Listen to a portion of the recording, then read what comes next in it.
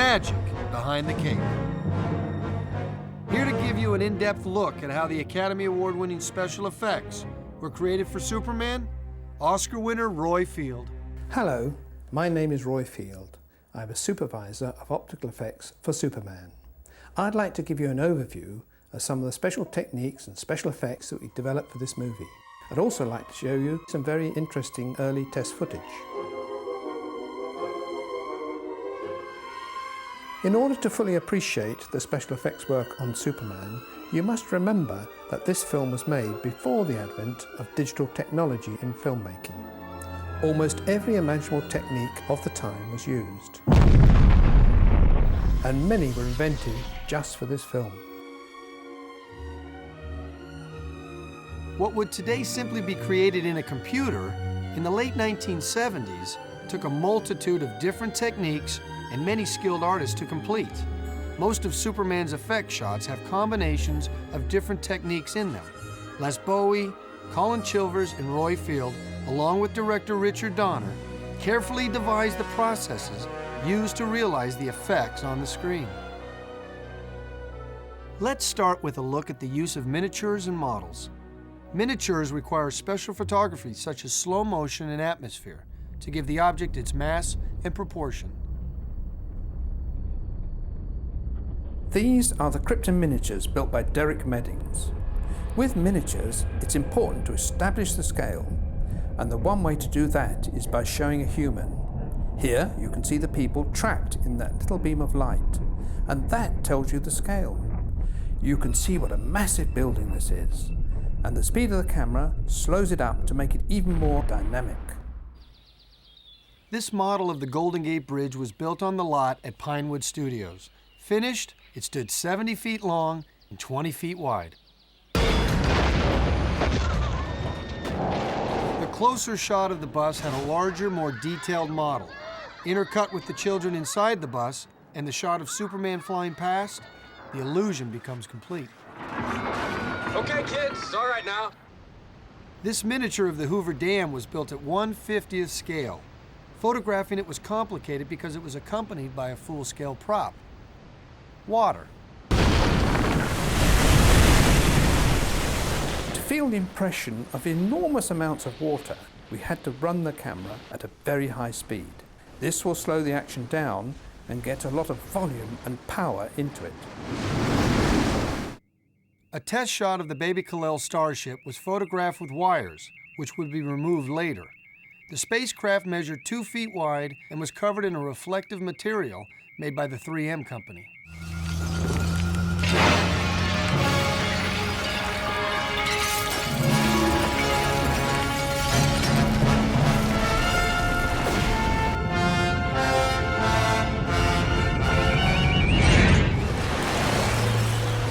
For the formation of the Fortress of Solitude, Dick Donner wanted a magical look with a feeling that it was created from nothing. Lighting and atmospheric effects, along with impeccable editing, perfect the scene.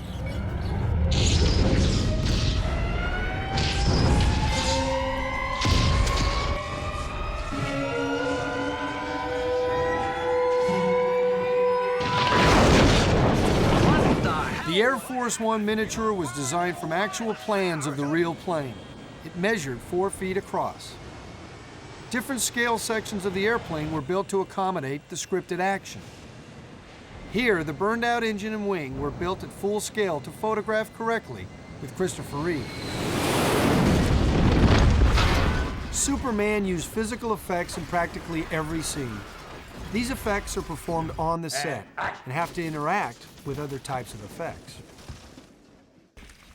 Colin Chilvers used hydraulics to thrust out large columns seen breaking through the floor during the destruction of Krypton. The sets were shook and spun on huge gimbals, hydraulically controlled. This football, coincidentally made out of wood, was fired out of an air cannon buried in the ground. One of Colin's most difficult jobs was crushing Lois Lane's car. The auto was dropped into the ground in New Mexico via a buried mechanism. It was extremely dangerous because Margot was in a very confined space. The car sections with Margot Kidder in them were crushed on the set back in England with a real automobile crusher. She was a very plucky girl to put up with all the effects.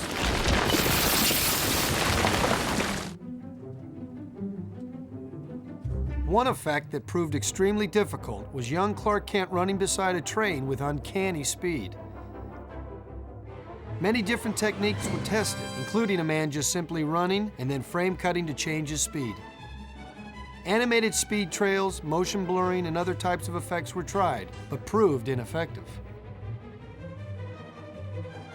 We eventually came to a system where we actually put him on 2 small wires and tracked with him along with an overhead crane. This allowed his feet not to actually touch the ground. We had his shadow, which I was so keen to have, and we don't get on process work. And also, we could control his speed.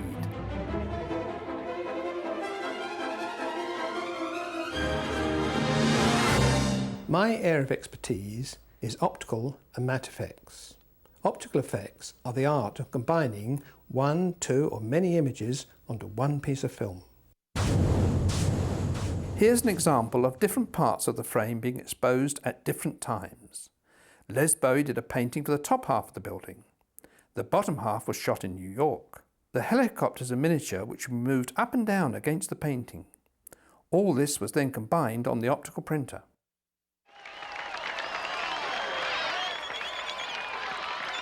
This is the optical printer. This is used for speeding up, slowing down, multiple images, all sorts of techniques. A wonderful machine. Here is the projector, where we place one piece of film. Another piece of film can be placed in this plane. And this is the camera that rephotographs it. And the picture goes along this line.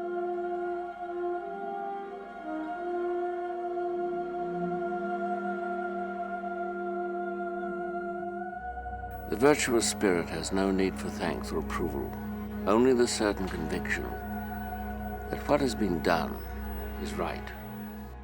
Production designer John Barry envisioned the idea of a disembodied head of Jor-El. Marlon Brando was shot against black velvet to allow for his superimposition in the Fortress of Solitude. One of the big problems of this sequence was getting the effects right on Jor-El's face. We did many tests, some colourful as this one. In the end, we decided to keep it very plain and very simple. My son, you do not remember me. Different concepts were explored for the sequence where Jor-El teaches his son. But in the end, it was decided that it would be more dramatic to just use Brando's narration over space footage combined with fantastic images. Peter Parkes and Oxford Scientific Films produced some very interesting images for the journey, which used macro photography. He had a system of collecting algae from under the surface of the sea in Bermuda. These objects are about the size of a pinhead. They were lit in a very specific way from behind to bring out all the beautiful features within them. Hundreds of elements, including stuntmen, debris, and other objects, were photographed as separate components. They were then combined together on the optical printer, where camera rotations were added. This is one of the most difficult shots we did, where we travelled through the mask of Jor-El and saw Superman for the very first time. It was a very important moment in the film and had to be a very impressive shot. Matte paintings have been used since the advent of filmmaking. They're painted on glass by very skilled artists to enhance a shot, sometimes extending a set that is not there or even adding a sky. Here, the painting covers the stage lights and ceiling and needs to blend in perfectly to the live-action image. Here's the matte paintings that Les Bowie created for the Fortress of Solitude. All had to be very soft and delicately painted, which is a very difficult thing to do, to match the softness of the real set with the softness of the painting. He went on to paint the St Andreas Fault, which is seen behind Lois when she's in her car, and also the high-angle shots looking down onto the Earth. In the railway sequence, the tracks had to be painted going off into the distance. It's a very exacting shot because these lines can't diverge in any way, and the perspective has to be 100% correct. Behind Christopher is painted tracks and landscape. Everything below the line was shot on the stage at Pinewood, and Les Bowie painted all the rest. Of course, this was a film about a man that could fly. These effects were the most difficult to perfect. No idea was too extraordinary to experiment with. Here are some of the early flying test footage, including a very first test. Slate number 1, take number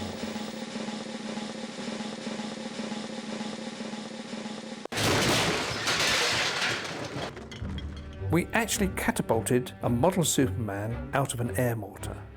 We didn't like the effect. There wasn't enough movement. This particular test is a radio-controlled Superman. The radio-controlled model was about 3 feet wide and of course just lacks life. You have to learn to introduce life into models to make them work. Here's another model flown on wires. It suffered from the same problem, no life. In fact, all these shots were very useful because they actually gave us the directions, if not the actual techniques and angles, that we eventually needed to use. This was an early animation test. We had a feeling that we might be able to animate Superman with a speed trail behind him, but alas, it wasn't photoreal enough. This test was quite humorous because we just projected the image behind the stuntman who had no idea how to act or fly. It's a nice example of how good Christopher Reeve actually is. This chap was one of our least expensive actors, but his performance was a little wooden.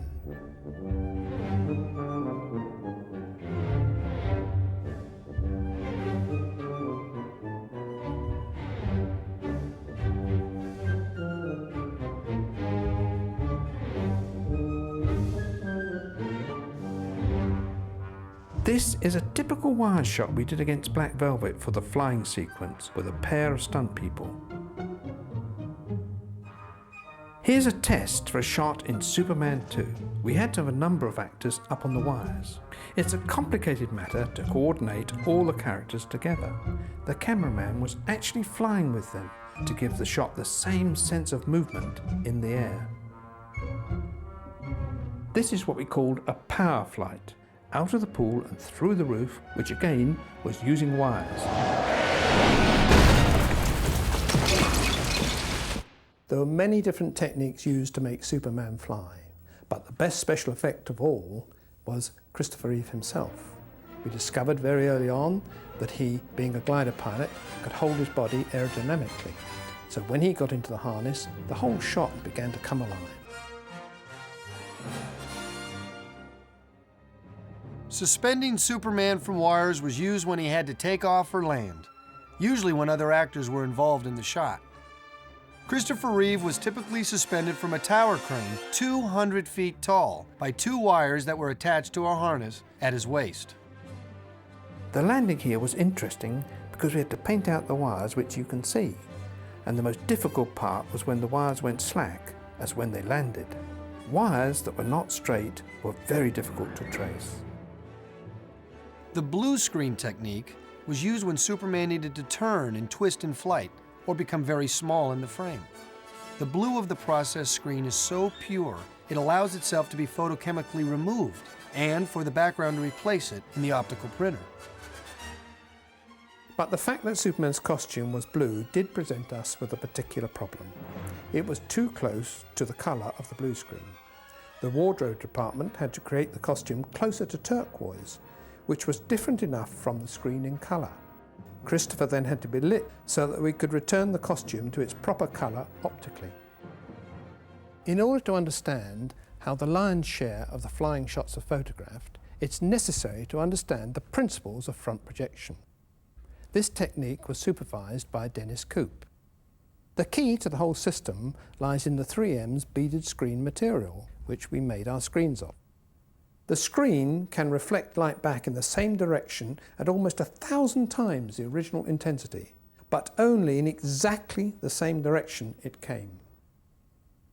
A piece of glass, mirrored on one side and transparent on the other, is placed directly at 45 degrees in front of a camera lens. A projector that's projecting a background scene, let's say typically the desert or metropolis to go behind Superman, is then bounced off the mirror surface onto a 3M's beaded screen where it is greatly intensified. The light is then returned directly through the transparent side of the mirror into the camera lens. Now we have the actors mounted on an arm in front of the screen, and we need only light them moderately to overpower the front projected image that will be falling on them, and they are seamlessly inserted into the shot.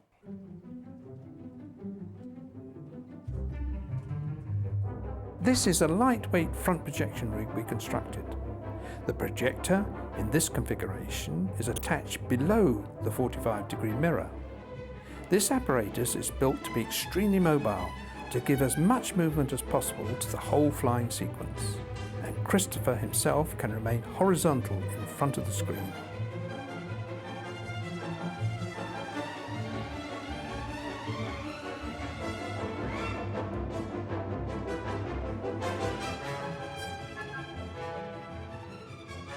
Zoran Perishik added an interesting twist to the process by synchronizing zoom lenses in the projector and the camera to allow Superman to appear to fly directly towards or away without ever moving.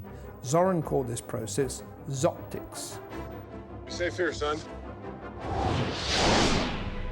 In order to effectively sell the concept of Superman flying with great speed, given the fact that most of the time he was hardly moving, a special cape fluttering device was created which consisted of umbrella-like poles under the cape that moved by remote control.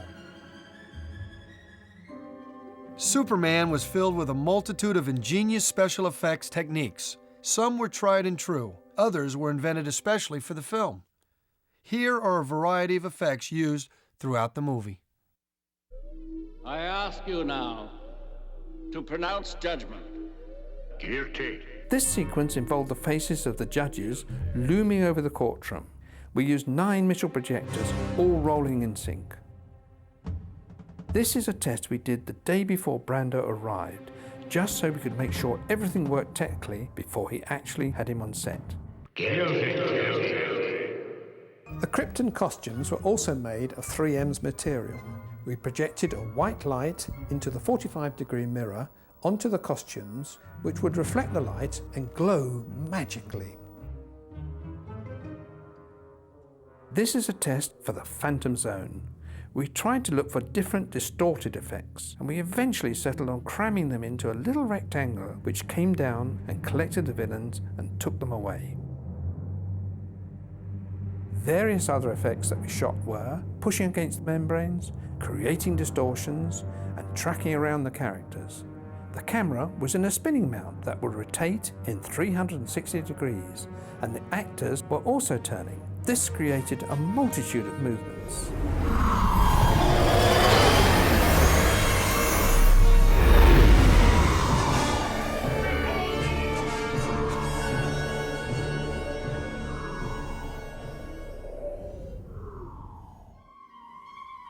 We also shot Brando and Susanna York on a turntable in a variety of different ways as options to show their deaths on Krypton, but these were never used.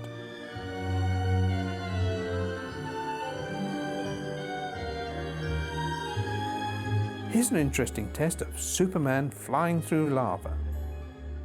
This was composited on video. We were trying a different approach. The scene itself was shot with a lot of aluminium foil and lit red, with Christopher flying on an arm or on wires. This is an early test of Superman receiving bullet hits. We actually superimposed many of these, although here the 45-degree mirror reflects them over the stuntman. And here is the scene as it was finished.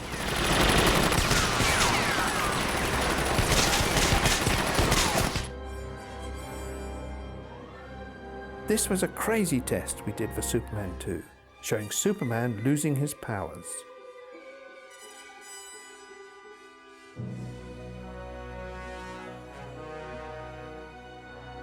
It turned out to be a little bit too psychedelic. The sequence that displays the widest diversity of effects techniques is the helicopter scene. It was shot piece by piece over 12 months in 2 countries in at least 5 different locations. It truly became the signature scene that defined the movie.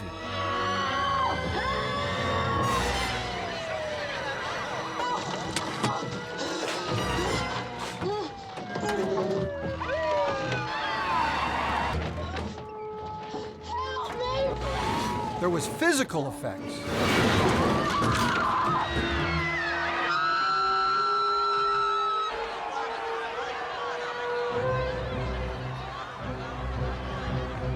Matte paintings.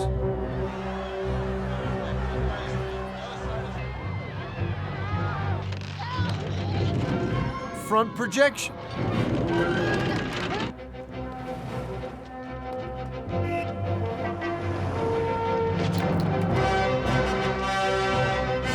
Opticals.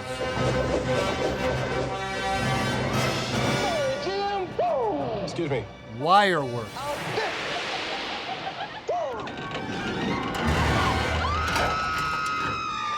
And of course, fantastic heroics.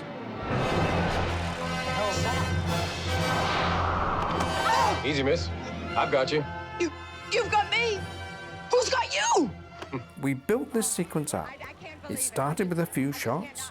We added more as we went along. Even to the extent that halfway through, Dick Donner thought that we should actually drop the helicopter, which wasn't originally scripted. Not one Jeopardy, but double Jeopardy.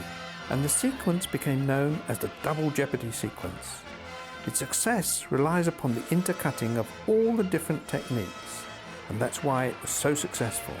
They all blended so well together. Superman was a labour of love for all of us involved in the special effects, but we're very proud of what we were able to accomplish, and I'm pleased that I've been able to give you this opportunity to see the challenges we faced to make you really believe that a man could fly.